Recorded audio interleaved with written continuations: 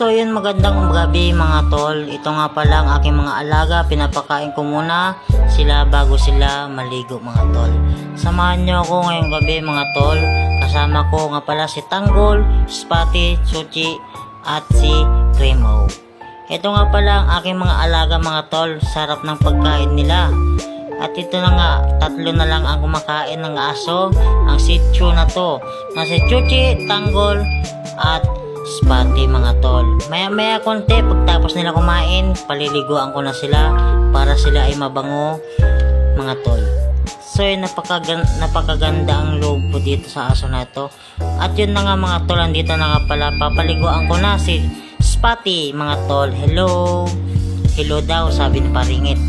So yun, ay isasandal ko muna ang aso na ito bago ko siya masabunan.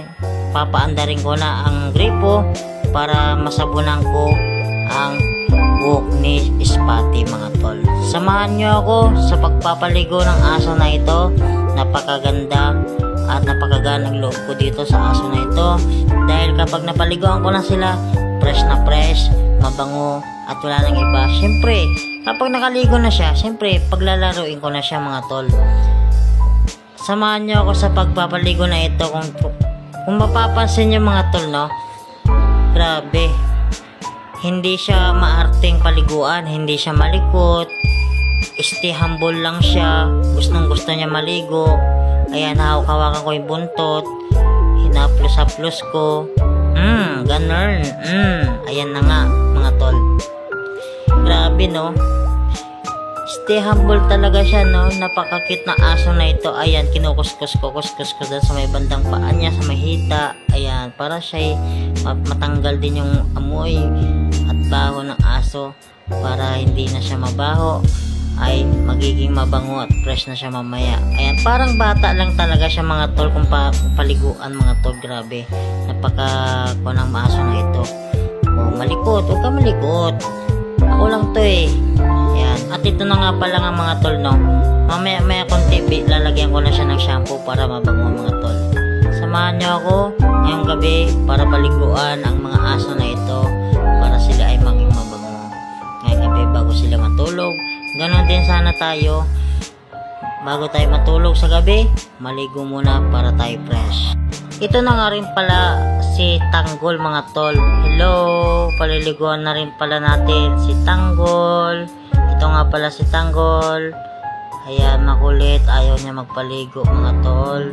Grabe, ito yung asong napaka-cute, napakalaki ang katawan. Sila ay magkakapatid mga tol. Si Tanggol, Suchi, Spotty, magkakapatid po yan mga tol. Paliliguan ko silang tatlo at kasama na rin pala dito si Cremo. Binasa ko muna siya, maya konti sasabunin natin para mabango. Grabe no, pagdating mo ng gabi sa hapon, ganun makikita mong mga aso sasalubong sa'yo. Matatanggal talaga yung stress at pagod mo sa kanila mga tol. Ayan, sasabunin ko na nga pala si Tanggol para matanggal yung amoy. Kasi minsan, yung ihi nila, inaapakan at pinaghihigaan nila mga tol. Silip-silip pa talaga si Tanggol oh. Grabe no, napaka-smooth at talaga napaka-humble ang mga asong to. Grabe, napakabait. Hindi naman sila malikot kapag sila ay pinapaliguan. Napaka-cute at napaka-gwapong aso na ito mga tol. Grabe, napakalaki ng katawan. Ang sarap himas-himasin no. Hinihimas, sige, hinihimas ko nga pala si Tanggol para matanggal din yung amoy niya. Yan, inaano ko sa may bandang puwet mga tol. Kung na nga pala paliguan si Tanggol no, ito ay tatawilan ko na at pupunasan ko na para siya matuyot, para siya makapaglaro na sa kanyang mga kapatid mga tol. Pinupunas-punasan ko na nga ang aso, ay binuhat ko na nga pala.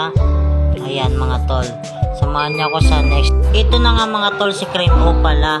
Itinali ko muna siya para hindi siya makulit para paliguan. Ito na nga, kukunin ko na si Cremo. Tinanggal ko na ang kanyang tali para makaligo na siya mga tol. Abangan nyo ang pagliligo ni Cremo mga tol. Grabe, napakakulit. Ayaw niyang maligo mga tol. Grabe, ang astig ng aso na ito. Ikaw lang yung nakita kong ganyan. Ayaw mo pang magpaligo, ikaw lang ang pinapaliguan, ikaw pa yung maarte. Buti nga pinapaliguan pa kita eh. Ayan o, tingnan nyo kung gaano siya magkulit. Ang kulit-kulit mo. Sige, itatali na naman kita. Itatali talaga kita mga tol. Ayan, itatali ko na nga ulit siya mga tol para mapaliguan ko siya ng maayos. Tinali ko nga ulit ang kanyang ulo, ang kanyang paa. Hindi naman yung grabe yung pagtali ko sa kanya. Paano siya nakatali ka kanina, ganon din ang style ng pagtali ko sa kanya mga tol. Hindi naman siya nasasakal mga tol, no? Paliliguan ko na siya. Tapos ko matalian si Cream O, paliliguan ko na siya mga tol. Hindi na siya makakatakas sa akin dahil nakatali na siya ng maigpit at maayos ang pagtali sa kanya para siya ay maayos din siyang makaligo. Hindi siya magiging pasaway pag siya ay pinaliguan ko sa araw na ito mga tol. Happy siya nung pinaliguan ko at pagtapos niya maligo, ang saya-saya niya nung makaligo siya, fresh na fresh siya, napakabango, astig pa kamo mga tol.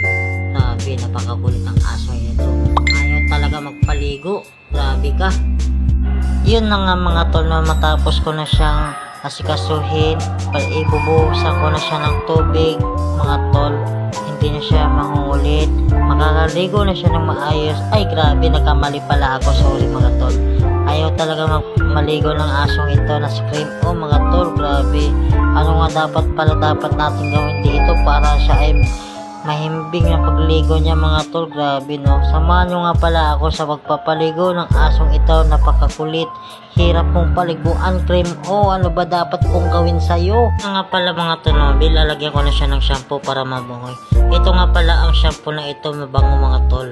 Mas mabango pa sa jowa mo ang nilagay ko sa shampoo ng aso na ito mga tol.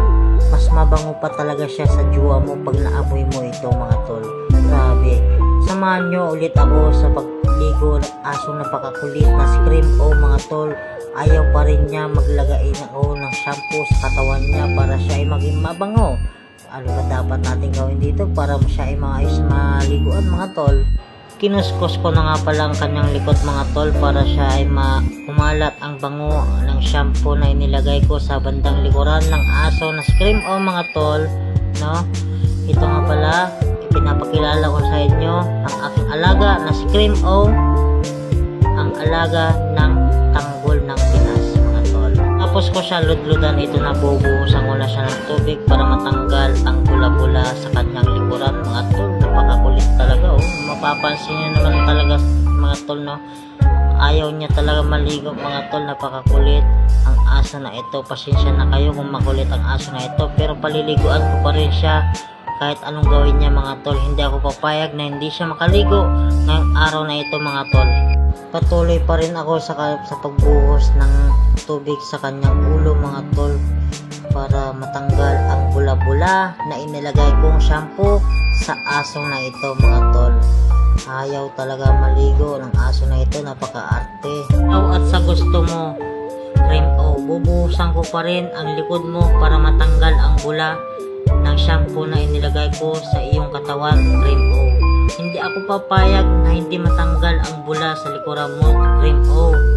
Nga pala maligo si Cream O mga tol, pupunasan ko na rin siya para matanggal ang basa-basa ng kanyang katawan para matuyo at makapaglaro na rin siya sa kanyang bagong mga kapatid mga tol. Makipaglaro siya kila Tanggol, Spati at Chuchi mga tol.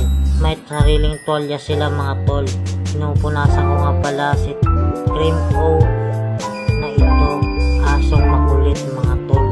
At yun na nga mga tol, no, nakapagtapos na maligo ng tatlong aso, apat nga pala sila, sorry.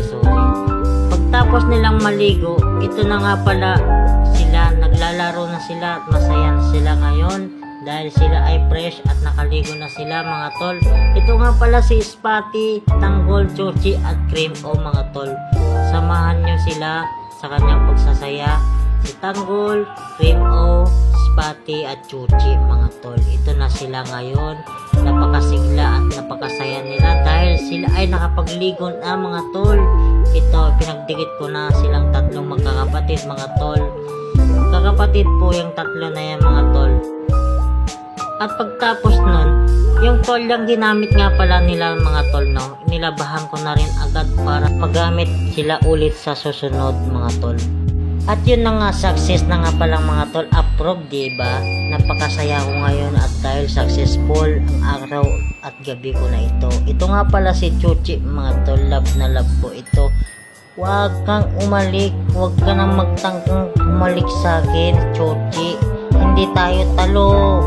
Tandaan mo yan, hindi tayo talo, Chuchi. Salamat po at magandang gabi. Paalam po. Bye-bye. Thank you for watching at panonood.